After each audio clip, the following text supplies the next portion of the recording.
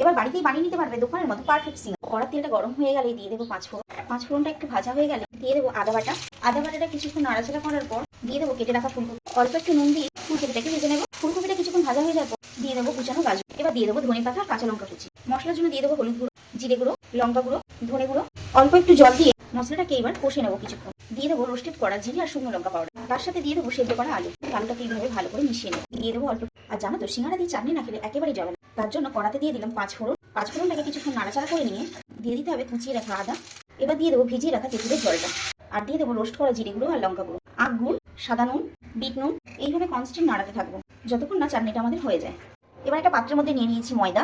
ময়মের জন্য নুন, চিনি, কালো জিরে আর হালকা করে গরম করে রাখা একটু ঘি। ডোটা এমন মাখতে হবে খুব নরম না খুব শক্ত হবে না। এইবার এইভাবে গোল গোল করে লেচি কেটে নেবো। এইভাবে একটা লেচি রুটির মতো বেলে নিয়ে এইভাবে ছুরির সাহায্যে মাঝামাঝি কেটে নিতে হবে। এবার হাতের মধ্যে নিয়েছি আর সাইডগুলো এইভাবে জল দিয়ে দিচ্ছি। তারপরে এইভাবে এই দুটো সাইড এইভাবে মুড়ে নিবে। এবার এইভাবে মাঝখানটা খুলি করে পুরটাকে ভরে দেবো। আর এই সাইড দুটোকে জল দিয়ে এইভাবে মুড়ে দেবো। তেলটা উষ্ণ গরম হলে সব সিঙ্গারাগুলো এক এক করে দিয়ে দিতে হবে। এভাবে উল্টে পাল্টে ভেজে নিলে একদম দোকানের মতো গরম গরম সিঙ্গারা।